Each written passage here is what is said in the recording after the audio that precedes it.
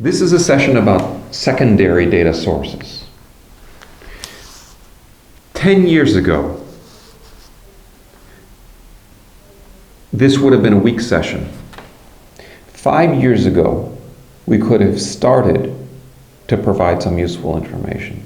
But in the last 2 years, the quality and the amount of information from existing sources has exploded, so that in 20 to 60 minutes, before you go to a place, or before you try to do analysis of current information, you can gather a world's worth of information on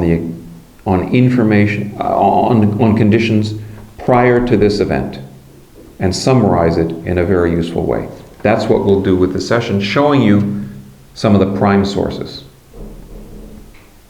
A weakness of each of these websites that we're going to list for you is that very often they don't tell you, they tell you where the data came from. They don't necessarily tell you how that data was originally collected, so that you can't make all the judgments you want to make.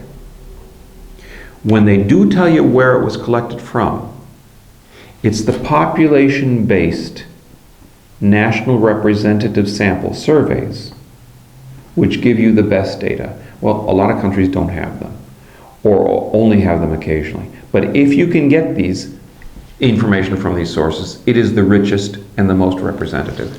There are 3 representative sources of data, for the most part, across countries. One is the Demographic and Health Survey. A DHS is very much like a national census, but it takes a sample rather than the whole population. I should have started really with the census, because if a national census has been done in recent years, and if it covered most or all of the country's population, it potentially is the best source of information. So the census, counting everybody, the Demographic Health Survey or Livelihood Survey, which covered a large representative sample of the population. And where those couldn't be done, the multiple indicator cluster sample surveys done by UNICEF provide a weaker but still strong enough base of wide information on the population that you got a good picture of what's happening. If you only have these data at one moment in time, you don't know that much. So when you're looking at these websites, and that's again why I would start with the World Bank website, they usually give you multiple data entry points when data was collected over the last 20 years. Start with the most recent one, but see how far back you can go. See what the trends tell you, and not just the last moment. What I do, if I were to get a call being asked to go quickly to the field or to design some original data collection from the field, the first thing I would do is collect up all my useful information from secondary data from websites. There probably are 30 good websites, but I think there are 6 that are key, from which you can gather information which has been developed by many different groups. The first place that I would go is the World Bank's website, to their data subgroup. There is a collection of economic and social data from many different agencies, which has been well prepared in the last couple of years, has been released to the public, and made quite easy to find and use. It's a wide-ranging source with many good components, and they give you good information about where they got each of the different pieces. And just recently, the World Bank has released micro data, which is to say, rather than just overall national levels of data for years past, they have data that's more specific to regions wherever detailed research has been done. You could easily spend a day on the World Bank website looking at data, but you don't need to, because most of what you need is summarized. Of course, you have to have some idea of what you're looking for.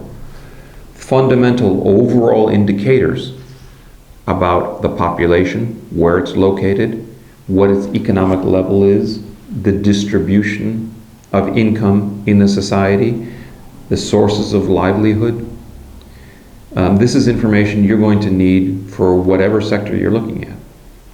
The mortality rate among under fives is almost the same as the GDP indicator. Those two, mortality among children under 5 years of age and per capita average income in the country, those two pieces of data tell you more than any other.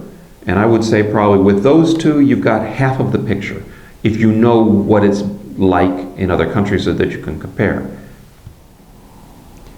After I look at the World Bank site, I would go to the UN Statistical Division, which has information on its website by subject and by country, which is similar in general to the categories in the World Bank website, drawn from a wide variety of UN agencies. In specific UN agencies, I would then next go to the UNICEF website, which has a wide variety of social and economic indicators. Now, if you've gone to those three sites before you go to any others, you're going to find that they're saying similar things, but very often not precisely the same thing. They might even be drawing on the same original sources, but they've defined the population of interest a little differently.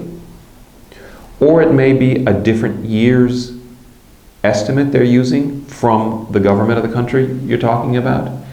You can't be surprised and you shouldn't be worried. In fact, you should be pleased if you find not the same data on those sites. Most of it is similar but not the same.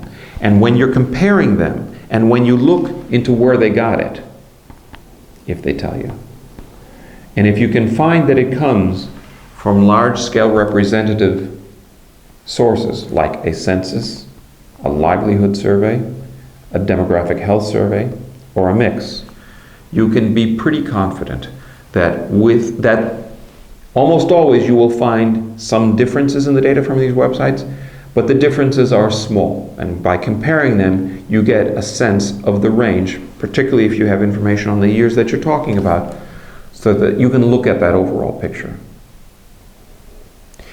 After I'd go to those three websites, I would go to the US Census Bureau to get more information on the population.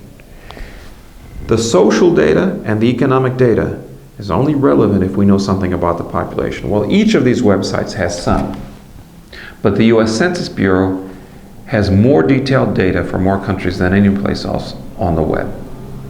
And there you want a long historical trend and projections for the next 5 or 10 years of the population.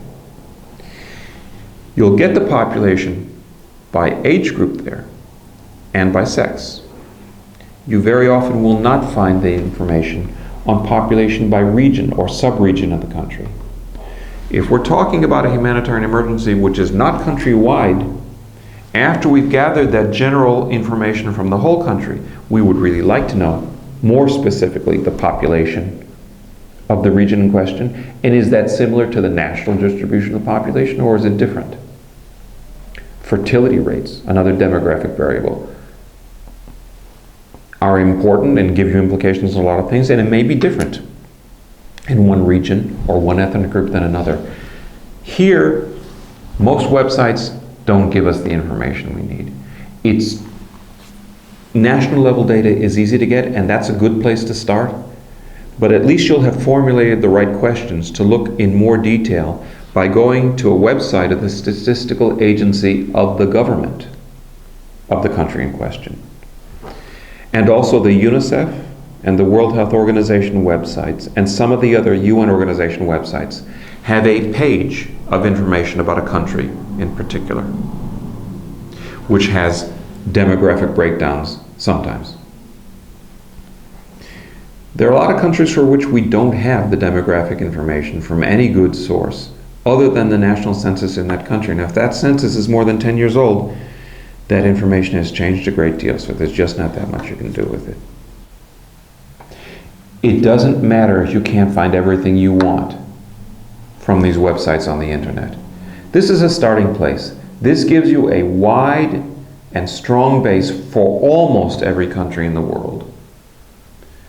And when you're looking at current information on needs, resources, harm, you'll have a world of information in a context to put it in. Now the problem is, those countries that have the weakest data are often the countries with the greatest humanitarian problems. So you will find less for those countries than a lot of other places. But these 5 websites plus one more I'm going to give you, the website of CRED, C-R-E-D, which is on disasters and emergencies, where you can get information on previous disasters and emergencies in that country. Those 6 sites, again, that's a start. That will take you 20 to 60 minutes, and you'll know 100 times more than you would if you just went out and started collecting new information.